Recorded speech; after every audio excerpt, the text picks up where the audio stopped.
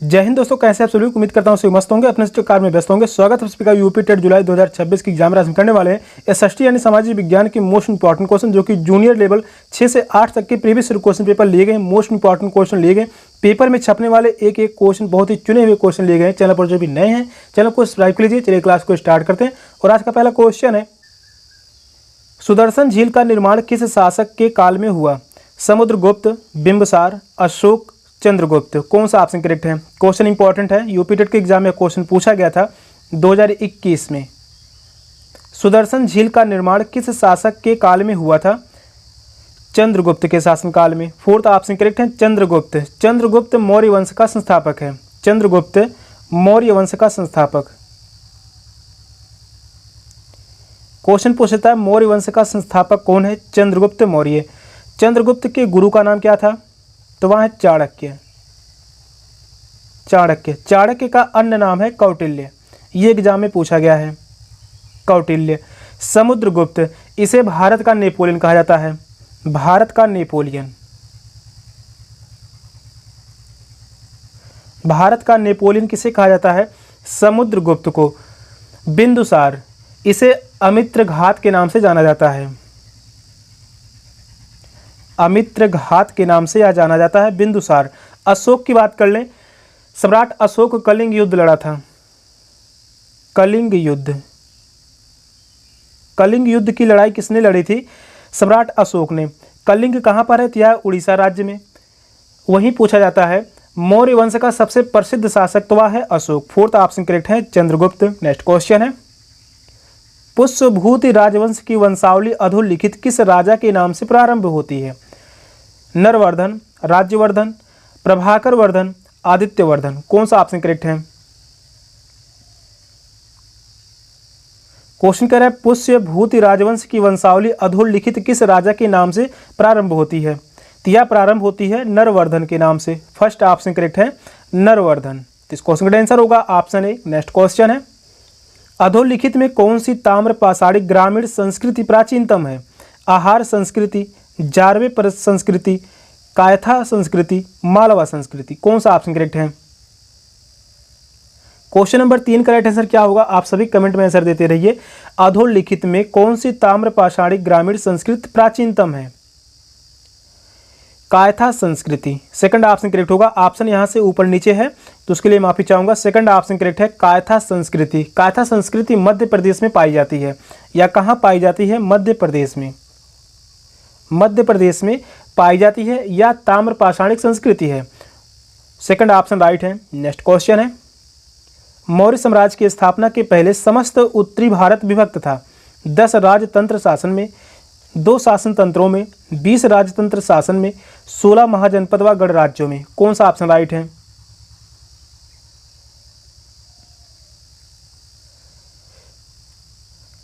मौर्य साम्राज्य की स्थापना के पहले समस्त उत्तरी भारत विभक्त था। यह विभक्त था 16 महाजनपद व गणराज्यों में। फोर्थ ऑप्शन करेक्ट है। मौर्य साम्राज्य की स्थापना से पहले उत्तर भारत एकीकृत नहीं था, वह 16 महाजनपदों और कई गणराज्यों में बटा हुआ था। फोर्थ ऑप्शन करेक्ट है। नेक्स्ट क्वेश्चन है, आराम बाग अधोलिखित किस मुगल बादशाह ने बनवाया था? हुमायूं, अकबर, जहांगीर, बाबर। कौन सा ऑप्शन राइट है? यह क्वेश्चन 2019 के एग्जाम में पूछा गया था। यूपी टेट के एग्जाम में 2019 में यह क्वेश्चन बना हुआ है। आराम बाग अधोलिखित किस मुगल बादशाह ने बनवाया था? तो वह बनवाया था बाबर ने। फोर्थ ऑप्शन करेक्ट है, बाबर। फोर्थ ऑप्शन राइट होगा। हुमायूं ने दीन पनाह बनवाया। दीन पनाह यह बनवाया था हुमायूं ने। अकबर ने फतेहपुर सीकरी को बसाया। फतेहपुर सीकरी। फतेहपुर सीकरी का निर्माण किसने किया था? अकबर ने।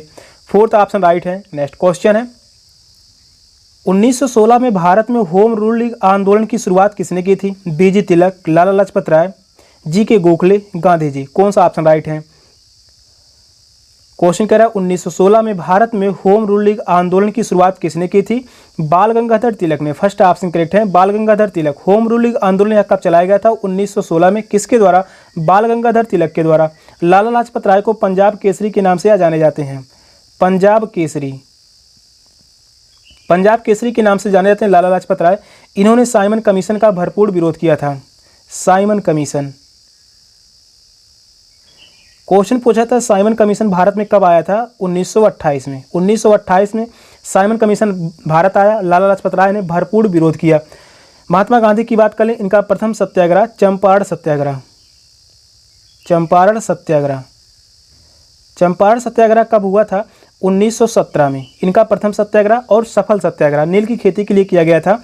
दूसरा सत्याग्रह हुआ था खेड़ा सत्याग्रह। खेड़ा सत्याग्रह, और यह सत्याग्रह हुआ था 1918 में। 1918 में खेड़ा सत्याग्रह का आंदोलन हुआ किसानों की सहायता के लिए। इसके बाद हुआ असहयोग आंदोलन। असहयोग आंदोलन, महात्मा गांधी ने असहयोग आंदोलन चलाया था 1920 में। नमक सत्याग्रह, नमक सत्याग्रह, नमक सत्याग्रह का प्रारंभ हुआ था 12 मार्च 1930 में। 12 मार्च 1930 में नमक सत्याग्रह, जिसे हम दांडी मार्च के नाम से भी जाना जाता है। दांडी मार्च के नाम से यह जाना जाता है। इसी को सबने अवज्ञा आंदोलन भी कहा जाता है, नमक सत्याग्रह को। भारत छोड़ो आंदोलन महात्मा गांधी ने 1942 में चलाया था। तो इस क्वेश्चन का आंसर होगा ऑप्शन ए। नेक्स्ट क्वेश्चन है, सुमेलित कीजिए राजा राम मोहन राय, विवेकानंद, दयानंद सरस्वती, एम.जी. रणा, रामकृष्ण मिशन, प्रार्थना समाज, ब्रह्म समाज, आर्य समाज। यहाँ पर चारों ऑप्शन दिए गए हैं, किस ऑप्शन में सही मिलान है? तो आपसे बताइए इन चारों ऑप्शन में से कौन सा ऑप्शन राइट होगा। सुमेलित करना है। सुमेलित से संबंधित 2 से 3 क्वेश्चन तक एग्जाम में पूछे जा सकते हैं। मोस्ट इंपॉर्टेंट क्वेश्चन है। राजा राम मोहन राय ने ब्रह्म समाज की स्थापना की। ए का संबंध यहाँ पर तीसरे से है। ए का संबंध यहाँ पर जो है तीसरे से है। ए का संबंध दूसरे से है। ए का संबंध पहले से। 2 ऑप्शन गलत हो गए। राजा राम मोहन राय ने ब्रह्म समाज की स्थापना कब की थी? 1928 में, सॉरी 1828 में। 1828 में ब्रह्म समाज की स्थापना की राजा राम मोहन राय ने। विवेकानंद ने रामकृष्ण मिशन की स्थापना की थी। तो यहाँ से बी का संबंध होगा पहले से। रामकृष्ण मिशन की स्थापना की गई थी 1897 में। 1897 में, या डेट भी पूछा गया है, तो बी का संबंध पहले से है। तो यहाँ से पहला ही ऑप्शन गलत हो गया, बचा एक ऑप्शन। यह तरीका जो है बहुत ही अच्छा तरीका है। एग्जाम में क्वेश्चन बहुत ही आसानी से हल हो जाते हैं। दयानंद सरस्वती ने आर्य समाज की स्थापना की। यहाँ पर सी का संबंध जो है 4th से है। आर्य समाज की स्थापना कब हुई थी? 1875 में। 1875 में आर्य समाज की स्थापना हुई। एम.जी. रणा ने प्रार्थना समाज की स्थापना की। डी का संबंध यहाँ पर जो है दूसरे से है। प्रार्थना समाज की स्थापना हुई थी 1867 में। 1867 में। तो इस क्वेश्चन का आंसर होगा ऑप्शन डी। डी ऑप्शन में ही सही मिलान है। नेक्स्ट क्वेश्चन है, निम्नलिखित में से मदर ऑफ इंडियन रेवोल्यूशन कहा जाता है? कल्पना दत्त, मैडम भीखाजी कामा, एनी बेसेंट, प्रीतिलता वाडेडर। कौन सा ऑप्शन करेक्ट है?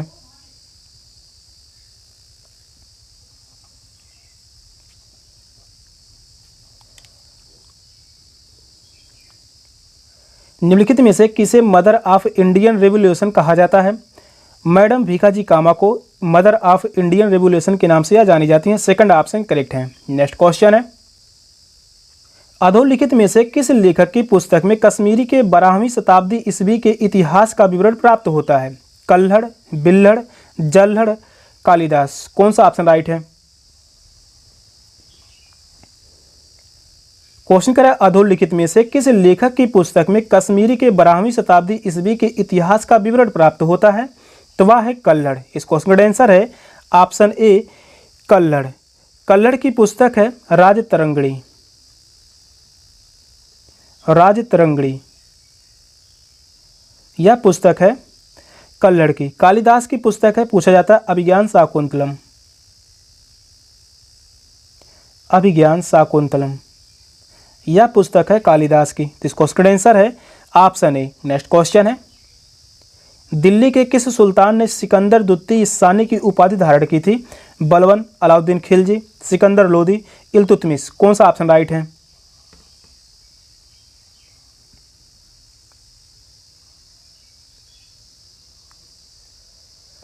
दिल्ली के किस सुल्तान ने सिकंदर द्वितीय सानी की उपाधि धारण की थी? अलाउद्दीन खिलजी ने। सेकंड ऑप्शन करेक्ट है, अलाउद्दीन खिलजी ने सिकंदर द्वितीय की उपाधि धारण की थी। तो इस क्वेश्चन का आंसर होगा ऑप्शन बी। नेक्स्ट क्वेश्चन है, गोदावरी नदी निकलती है नासिक से, बैतूल से, अमरकंटक से, महाबलेश्वर से। कौन सा ऑप्शन राइट है? यहाँ पर जो चारों ही आप स्थान दिए गए हैं, इन चारों स्थान से नदियाँ निकलती हैं। इंपॉर्टेंट क्वेश्चन है, इस क्वेश्चन को याद रखिए। गोदावरी नदी निकलती है, गोदावरी नदी का उद्गम स्थल है नासिक। फर्स्ट ऑप्शन करेक्ट है, नासिक से निकलती है गोदावरी नदी। गोदावरी नदी को प्रायद्वीपीय भारत की सबसे लंबी नदी कहा जाता है और साथ में इसे दक्षिण भारत की गंगा के नाम से जानी जाती है। दक्षिण भारत की गंगा, दक्षिण भारत की गंगा के नाम से कौन सी नदी जानी जाती है? गोदावरी नदी। बैतूल से नदी निकलती है ताप्ती नदी, ताप्ती नदी का उद्गम स्थल है बैतूल। अमरकंटक से नदियां जो निकलती हैं नर्मदा और सोन नदी, नर्मदा और सोन नदी का उद्गम स्थल है अमरकंटक। महाबलेश्वर से निकलती है कृष्णा नदी, कृष्णा नदी का उद्गम स्थल है महाबलेश्वर। फर्स्ट ऑप्शन करेक्ट है। नेक्स्ट क्वेश्चन है, सोज नहर जोड़ती है भूमध्य सागर को अटलांटिक महासागर से, लाल सागर को अरब सागर से, भूमध्य सागर को लाल सागर से, भूमध्य सागर को अरब सागर से। कौन सा ऑप्शन राइट है?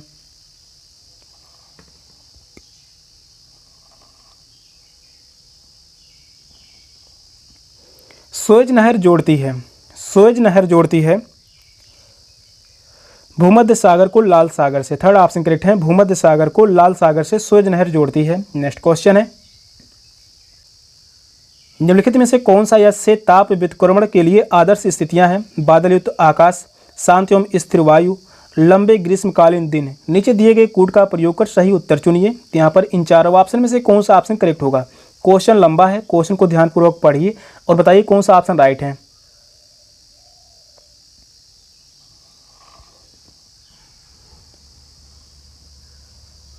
निम्नलिखित में से कौन सा यश से ताप व्युत्क्रमण के लिए आदर्श स्थितियां हैं? बादलयुक्त आकाश, या गलत होगा। शांति एवं स्थिर वायु, या सही है। लंबे ग्रीष्मकालीन दिन, या भी गलत होगा। केवल बी सही है, तो इस क्वेश्चन का आंसर होगा option D. Fourth option correct है, केवल बी सही है। नेक्स्ट क्वेश्चन है, मेघालय का पठार विस्तार है हिमालय, अरावली, प्रायद्वीपीय पठार, तिब्बत का पठार। कौन सा ऑप्शन राइट है?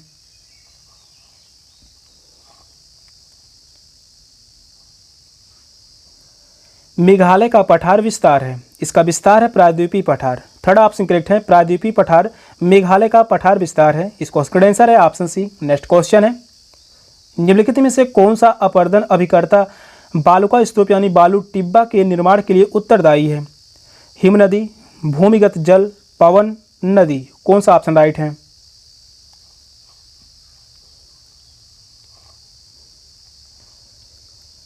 क्वेश्चन नंबर 15 कह रहा है, निम्नलिखित में से कौन सा अपरदन अभिकर्ता बालू स्तूप यानी बालू टिब्बा के निर्माण के लिए उत्तरदायी है? तो वह है पवन। थर्ड ऑप्शन करेक्ट है, पवन जो है या बालू स्तूप यानी बालू टिब्बा के निर्माण के लिए उत्तरदायी है। इस क्वेश्चन का आंसर है ऑप्शन सी। नेक्स्ट क्वेश्चन है, निम्नलिखित में से कौन सी पृथ्वी के वायुमंडल की सबसे निचली परत है? मध्यमंडल, समताप मंडल, तापमंडल, क्षोभ मंडल। कौन सा ऑप्शन राइट है?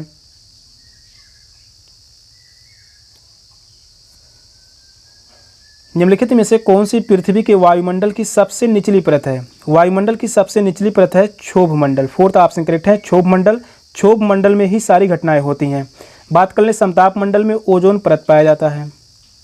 ओजोन परत किस मंडल में पाया जाता है? समताप मंडल में। समताप मंडल में वायुयान उड़ाने के लिए सबसे सुरक्षित मंडल माना जाता है।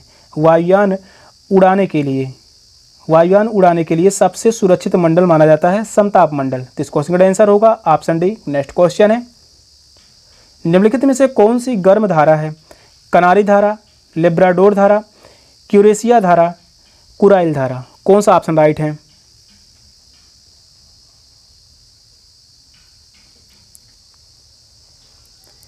निम्नलिखित में से कौन सी गर्म धारा है? कौन सी गर्म जलधारा है? तो वह क्यूरेशिया की जलधारा गर्म धारा है। थर्ड ऑप्शन करेक्ट है, कनारे की धारा, लेब्राडोर की धारा या ठंडी जलधारा है। ठंडी जलधारा। कुराइल की धारा भी ठंडी जलधारा है। तो इस क्वेश्चन का आंसर है ऑप्शन सी। नेक्स्ट क्वेश्चन है, निम्नलिखित में से कौन सा परिवहन का सबसे सस्ता साधन है? जल परिवहन, रेल परिवहन, सड़क परिवहन, वायु परिवहन। कौन सा ऑप्शन राइट है?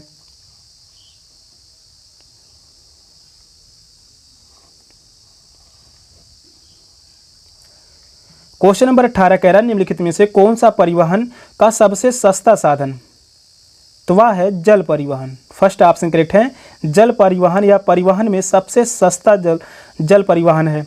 और वहीं बात कर लें वायु परिवहन सबसे महंगा है, महंगा की बात कर लें तो वह है वायु परिवहन। फर्स्ट ऑप्शन राइट है। नेक्स्ट क्वेश्चन है पूर्ववर्ती नदी है गंगा, यमुना, गोदावरी, सतलुज, कौन सा ऑप्शन राइट है? पूर्ववर्ती नदी है तो इस क्वेश्चन का आंसर होगा ऑप्शन डी सतलुज नदी। सतलुज नदी जो है या पूर्ववर्ती नदी है, इसी पर ही भाखड़ा नांगल बांध का निर्माण किया गया है। भाखड़ा नांगल बांध का निर्माण किस नदी पर किया गया है? सतलुज नदी। भाखड़ा नांगल बांध किस राज्य में है? यह पंजाब राज्य में, पंजाब राज्य में। भाखड़ा नांगल बांध सबसे बड़ी बहुउद्देशीय परियोजना है तो इस क्वेश्चन का आंसर होगा ऑप्शन डी। नेक्स्ट क्वेश्चन है पृथ्वी के बाह्य परत को कहते हैं जलमंडल, क्षोभ मंडल, पपड़ी यानी क्रस्ट, स्थल मंडल, कौन सा ऑप्शन करेक्ट है?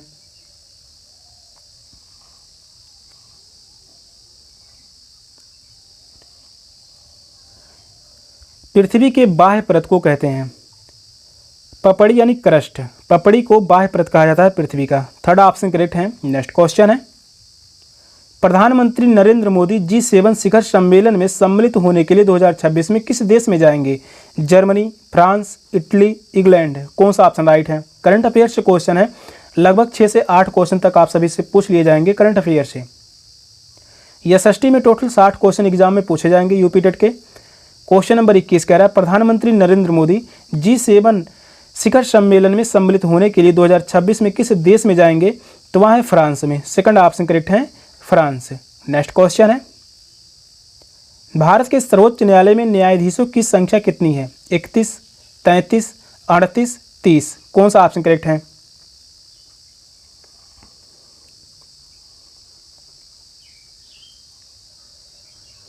भारत के सर्वोच्च न्यायालय में न्यायाधीशों की संख्या कितनी है? तो वह है 38 न्यायाधीश हैं। थर्ड ऑप्शन करेक्ट है, 38 न्यायाधीश। 38 न्यायाधीश में एक मुख्य न्यायाधीश, एक मुख्य न्यायाधीश और 37 अन्य न्यायाधीश, 37 अन्य न्यायाधीश, कुल मिलाकर 38 न्यायाधीश हैं। तो इस क्वेश्चन का आंसर होगा ऑप्शन सी। नेक्स्ट क्वेश्चन है लुक ईस्ट पॉलिसी का एक्ट ईस्ट पॉलिसी में परिवर्तन कब हुआ? दिसंबर 2014, नवंबर 2015, दिसंबर 2015, नवंबर 2014, कौन सा ऑप्शन करेक्ट है? क्वेश्चन कह रहा है लुक ईस्ट पॉलिसी का एक्ट इस पॉलिसी में परिवर्तन कब हुआ? तो इस क्वेश्चन का आंसर होगा ऑप्शन डी नवंबर 2014 में। फोर्थ ऑप्शन करेक्ट है, नवंबर 2014। नेक्स्ट क्वेश्चन है उत्तर प्रदेश जमींदारी उन्मूलन और भूमि सुधार अधिनियम 1950 अंतर्निहित है 10वीं अनुसूची में, 11वीं अनुसूची में, 12वीं अनुसूची में, 9वीं अनुसूची में, कौन सा ऑप्शन करेक्ट है? चारों ही ऑप्शन इंपॉर्टेंट है, क्वेश्चन को ध्यानपूर्वक पढ़िए, बताइए कौन सा ऑप्शन राइट है। क्वेश्चन नंबर 24 कह रहा है उत्तर प्रदेश जमींदारी उन्मूलन और भूमि सुधार अधिनियम 1950 अंतर्निहित है।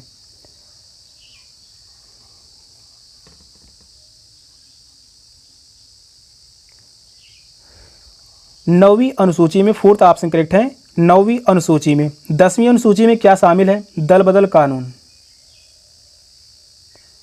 दल बदल कानून यह शामिल है 10वीं अनुसूची में। 11वीं अनुसूची की बात कर लें, पंचायतें संबंधित हैं। पंचायती राज से संबंधित कौन सी है? 11वीं अनुसूची। 12वीं अनुसूची में नगर पालिकाएं, नगर पालिकाएं। ये सभी एग्जाम में क्वेश्चन पूछे गए हैं, इस क्वेश्चन को याद रखिए। फोर्थ ऑप्शन करेक्ट है। नेक्स्ट क्वेश्चन है संविधान सभा का संवैधानिक सलाहकार कौन था? K Subba Rao, KMS Munshi, doctor BN Rao, doctor Rajendra Prasad, कौन सा ऑप्शन करेक्ट है? संविधान सभा का संवैधानिक सलाहकार, यह काफ़ी बार एग्जाम में क्वेश्चन पूछा गया यूपी टेट के। क्वेश्चन नंबर 25 कह रहा है संविधान सभा का संवैधानिक सलाहकार कौन था? डॉक्टर BN राव को संवैधानिक सलाहकार के रूप में जाने जाते हैं। थर्ड ऑप्शन करेक्ट है, डॉक्टर राजेंद्र प्रसाद, यह संविधान सभा के अध्यक्ष थे। संविधान सभा के अध्यक्ष, संविधान सभा की ये अस्थायी अध्यक्ष थे डॉक्टर राजेंद्र प्रसाद। क्वेश्चन पूछा था प्रारूप समिति के अध्यक्ष कौन थे?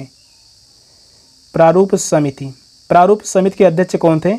डॉक्टर भीमराव अंबेडकर।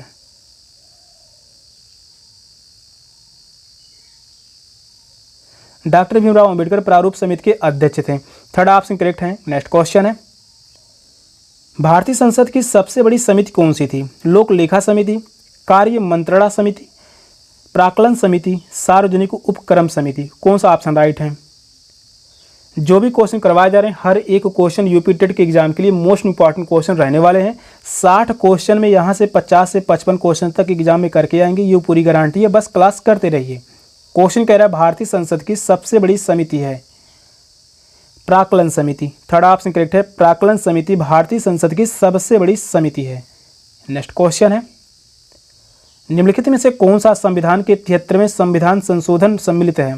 जिला पंचायत, क्षेत्र पंचायत, ग्राम पंचायत, नगर निगम। नीचे दिए गए कूटों में से सही उत्तर चुनिए। कूट यहाँ पर चारों ऑप्शन दिए गए हैं, 3-4 ऑप्शन में से कौन सा ऑप्शन करेक्ट है? क्वेश्चन यहाँ भी लंबा है, क्वेश्चन को ध्यानपूर्वक पढ़िए, बताइए कौन सा ऑप्शन राइट है।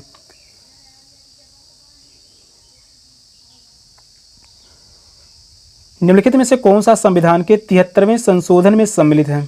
73वें संशोधन में सम्मिलित है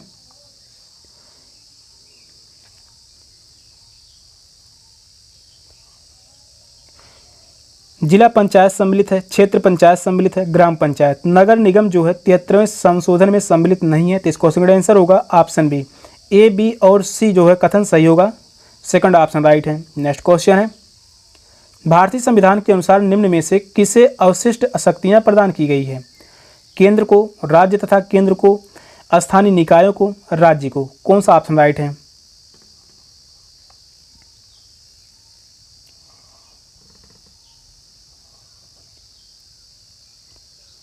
भारतीय संविधान के अनुसार निम्न में से किसे अवशिष्ट शक्तियां प्रदान की गई है? यह प्रदान की गई है केवल केंद्र को। फर्स्ट ऑप्शन करेक्ट है, केवल केंद्र को भारतीय संविधान के अनुसार अवशिष्ट शक्तियां प्रदान की गई हैं। नेक्स्ट क्वेश्चन है, हमारे संविधान में मूल कर्तव्य कब लाया गया था?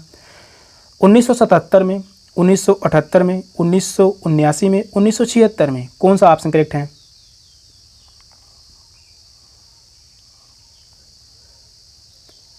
हमारे संविधान में मूल कर्तव्य कब लाया गया था? 1976 में। फोर्थ ऑप्शन करेक्ट है, 1976 में मूल कर्तव्य को जोड़ा गया था। मूल कर्तव्य को कब जोड़ा गया? 42वां संविधान संशोधन अधिनियम 1976। 42वां संविधान संशोधन, 42वां संविधान संशोधन अधिनियम 1976 में मूल कर्तव्य को जोड़ा गया था। इस समय वर्तमान में कुल मूल कर्तव्य की संख्या है 11। तो इस क्वेश्चन का आंसर है ऑप्शन डी। नेक्स्ट क्वेश्चन है, सर्वप्रथम पंचायती राज का गठन किस वर्ष हुआ था? 1968, 1959, 1987, 1972। कौन सा ऑप्शन राइट है?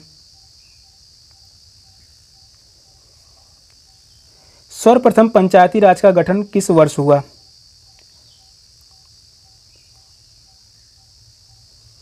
1959 में पंचायती राज का गठन किया गया था। सेकंड ऑप्शन करेक्ट है। सबसे पहले राजस्थान नागौर जिले में इसका आरंभ किया गया था। पंचायती राज का आरंभ कहाँ से किया गया था? राजस्थान के नागौर जिले से। राजस्थान के नागौर जिले से इसका आरंभ किया गया। तो इस क्वेश्चन का आंसर है ऑप्शन बी, 1959। सेशन का लास्ट क्वेश्चन था। क्वेश्चन कैसे लगे कमेंट में जरूर बताइएगा। चैनल पर नए हैं, चैनल को सब्सक्राइब कर लीजिए। मिलते हैं फिर नेक्स्ट क्लास में, तब तक के लिए बाय बाय, टेक केयर, जय हिंद।